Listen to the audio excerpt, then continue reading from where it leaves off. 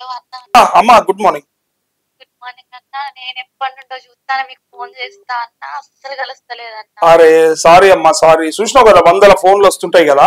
చూసినా, మరి కొంచెం అస్సలు ఫోన్ దొరకలేదు. మస్తు కష్టాలలో ఉన్నా. కొన్నిసం చెప్తే మీరన్నా ఇట్లా ప్రెస్ మీట్ లా మాట్లాడతారని చెప్పేసి మస్తు ఎత్తాను అన్న. నేను అవ్వ ఏమనుకో, ఒకసారి నేను రోజు ఇప్పటి నుంచి పొద్దున 8 నుంచి 11 మధ్యలో అందుబాటులో ఉంటా. నా సెల్ ఆన్లోనే పెడతా.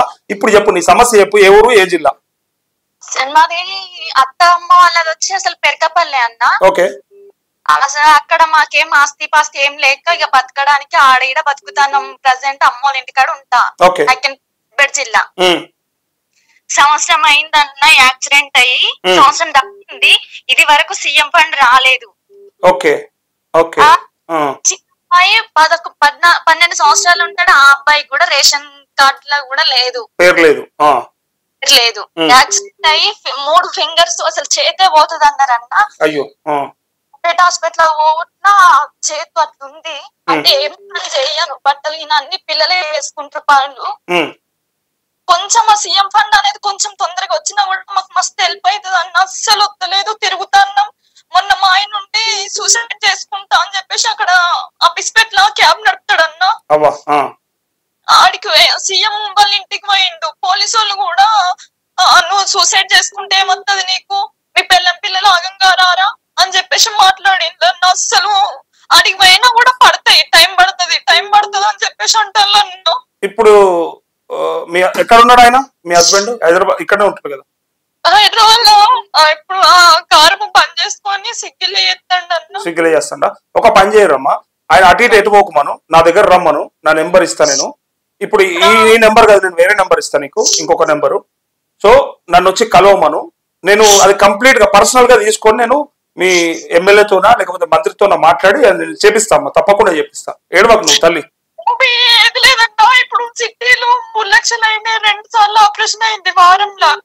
అమ్మా ఫస్ట్ చేతులు ఏళ్ళు మంచిగా ఉండడానికి ఆపరేషన్ చేసిండ్రు. తర్వాత వారంకు మళ్ళా చేతులు ఏళ్ళు ఖరాబ్ అయిపోయినాయి.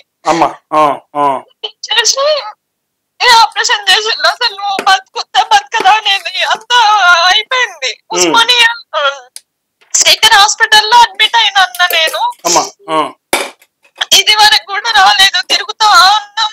మాకు భూమి ఏది లేదు. ఆయన వేస్తేనే మేము 3 బతకాలి, 2 పిల్లలు నేను.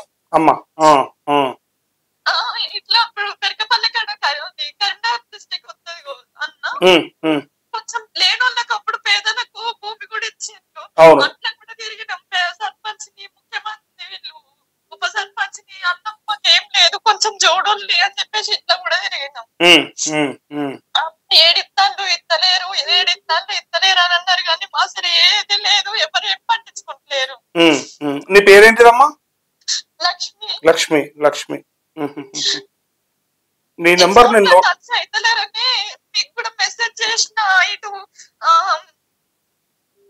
మల్లన్న కూడా నేను వాయిస్ మెసేజ్ చేసిన, ఇటు ఫోటో కూడా పెట్టినా. నేను చేతు ఫోటో తీసి తిరుమల మల్లన్నక అస్సలు ఫోన్ ఇవ్వలేగలుగుతలేము. అమ్మా అయితే ఏం లేదు. ఏంటంటే ఇప్పుడు రుణమాఫీకి సంబంధించి చాలా ఇష్యూ నడుస్తుంది రైతులది. చాలా మంది బాధపడతా ఉన్నారు, కాలేదని. నీలాగానే చాలా మంది దుఃఖంతో ఉన్నారు. సో వాళ్ళ బాధలు తెలవాలనే ఉన్నాయి కదా అన్న. ఇప్పుడు ముఖ్యమంత్రి వచ్చి సంవత్సరం అవుతుంది, ఇంకా 3 నెలలు అయితే అసలు ఏం చేసిండే ఎవరికి ఏం చేయలేదు. అమ్మా లక్ష్మి, ఇప్పుడు ఉండేది మీరు ఎక్కడ ఉంటారు? హైదరాబాద్ లో? మా ఆయన ఒక్కడే ఆఫీస్ పేట్లు ఉంటుండు. మీరు ఎక్కడ ఉంటున్నారు? నేను ఇక్కడ అక్కినపల్లిలో ఉంటా, సిద్దిపేట జిల్లా. ఏం జిల్లా? సిద్దిపేట జిల్లా అన్న. ఓకే. నాకేం లేదు, అసలు భూమి ఏది లేదు. చిన్న ఇల్లు ఉంటే అమ్మోళ్ళు బిడ్డకి ఏం లేదు కదా అని అమ్మోళ్ళు ఓ ఇల్లు ఇచ్చిండ్రు ఉండడానికి. గంతే ఈ ఇల్లుని పట్టుకొని ఆయన చేసిన దాన్ని పట్టుకొని మేము పొట్టకిల్లు తీసుకున్నాడు అన్న. ఈ దెబ్బ తాకుండా చిట్టీలు ఎత్తి ఉస్మానియా హాస్పిటల్ కావచ్చు, ఫస్ట్ గవర్నమెంట్ తీసుకుపోతే చేతి మొత్తం తీసేస్తా అన్నది. ఎంత బిల్? ఎంత సీఎంఆర్ఎఫ్? 2 లక్షల పైన అయింది. జిల్లా సిద్దిపేట జిల్లా అంటున్నాను. హరీష్ రావు మరి అప్లై చేసుకుంటారా మీరు సీఎంఆర్ఎఫ్ కు? అప్లై చేసిన 15 నెలలు అవుతుంది. 15 నెలల నుంచి వస్తలేదా? అప్పుడిగా నేను అప్లై చేసినాక ఎలక్షన్లు వచ్చినాయి. ఆగిపోయింది. అచ్చా అచ్చా అచ్చా. అది ఎవరన్నా అడిగినావా ఎమ్మెల్యే హరీష్ రావు గారి లేకపోతే ఇంకోరన్నా? హరీష్ రావు ఆఫీస్ కు పోయి వచ్చిన, ఈ ఊర్లో సర్పంచ్ చెప్తే తెలుసుకుంటా అంటాడు, అసలు తెలుసుకుంటలేడని మొన్న హరీష్ రావు ఆఫీస్ కు పోతే ఇది ఓకే అయింది, టైం పడుతుంది 10 రోజులు 20 రోజులు అని అంటాడు. మాకు చిట్టీలు ఎత్తి నన్ను బతికించుకోవడానికి చిట్టీలు ఎత్తి హాస్పిటల్లో బిల్లు కట్టిందన్నా. ఇప్పుడు నెలకు చిట్టీలు కట్టాలంటే మస్తు ఇబ్బంది అవుతుంది. సరే అమ్మా, నేను మీ నెంబర్ ఇక్కడ నోట్ చేసుకున్నా, నేను నీకు సపరేట్ గా కాల్ చేస్తా. హరీష్ రావుతోనన్నా లేకపోతే అలా పిఏ నెంబర్ ఉంది నా దగ్గర, మనం ఒకసారి మాట్లాడి అది చేపిద్దాం. తప్పకుండా అమ్మా. అవ్వా నేను ఏమంటున్నా, ఏడవకు, నువ్వు టెన్షన్ పడకు. నువ్వు ఇప్పుడే కదా నాకు చెప్పింది, నేను దీని మీద ఖచ్చితంగా మాట్లాడి నీకు ఆ సీఎంఆర్ఎఫ్ వచ్చేదాకా నేను ఖచ్చితంగా ట్రై చేస్తాను, తప్పకుండా ప్రయత్నం చేస్తాను. నువ్వు టెన్షన్ పడకు, మీ ఆయన కూడా ధైర్యం చెప్పు, ఏం కాదు, ప్రభుత్వం ఆదుకోవాలి ఇట్లాంటి వాళ్ళని. నేను ఖచ్చితంగా మాట్లాడతాను మీ గురించి. అదే తెలుస్తుంది అమ్మా, తప్పకుండా తెలుస్తుంది. నువ్వు ఏడవకు, బాధపడకు, నేను ఖచ్చితంగా నీకు ఈ ప్రాబ్లం కు సొల్యూషన్ ఇప్పిస్తా, టెన్షన్ పడకు నువ్వు. సరేనమ్మా? తప్పకుండా అమ్మా. నేను నా నెంబర్ కూడా ఇప్పుడు ఇంకో దానికి వాట్సాప్ నుంచి నేను నీకు పెడతాను. నేను నాకు అది పంపిస్తే డీటెయిల్స్ నేను హరీష్ రావుతో మాట్లాడతాను డెఫినెట్ గా. టెన్షన్ పడకమ్మా చెల్లె, బాయ్. హలో హలో అన్న, నమస్తే. నమస్తే సార్. అన్న ఈ నెంబర్ సేవ్ చేసుకున్నా. హలో అన్న, చెప్పండి. Good morning sir. నమస్తే సార్. మాది వికారాబాద్ డిస్టిక్ కొడంగల్ మండలం కస్తూర్పల్లి విలేజ్ సార్. కొడంగల్ మండలం అంటే ఇప్పుడు రేవంత్ రెడ్డి? అవునవును సార్. అరేవా, రేవంత్ రెడ్డి దగ్గర మీకు. రెడ్డి కూడా మాదా ఏ ఊరు? మాది కస్తూర్పల్లి కాదు, ఇక్కడ అదే సార్ పాలమూరు అవుతుంది సార్.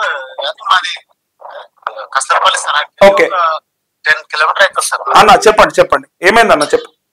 అదే సార్, మాది రుణమాఫీ కాలేదు సార్. అది ఎందుకు కాలేదు? కారణం ఏందట? కారణం ఏం లేదు సార్, రేషన్ కార్డు లేదని.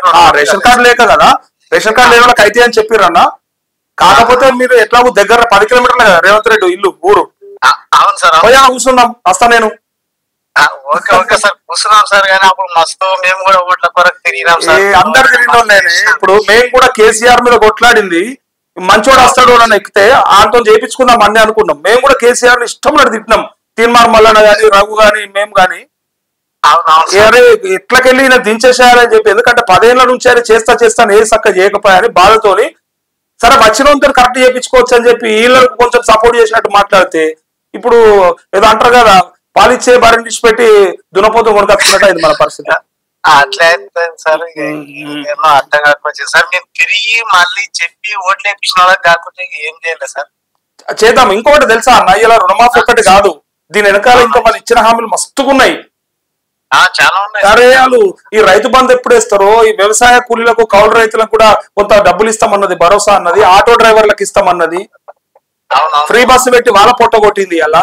దాంతో పాటు ఈ బోనస్, సన్న బండ్లకే బోనస్ ఇస్తామంట, మరి దొడ్డు బండ్లు పెట్టుకున్నాడు ఏడదామని. నేను అందుకే అంటున్నా, ప్రతి సమస్య మాట్లాడదాం మనం రైతుల పక్షాన. ప్లస్ ఈ రుణమాఫీకి సంబంధించి ఇప్పుడు నడుస్తుంది కాబట్టి ఇష్యూ, చాలా మంది వెయిట్ చేస్తా ఉన్నారు రైతులు. మాట్లాడతాను, తప్పకుండా మళ్ళీ మాట్లాడదాం మనం. ఓకే, థ్యాంక్ యూ అన్న, థ్యాంక్ యూ.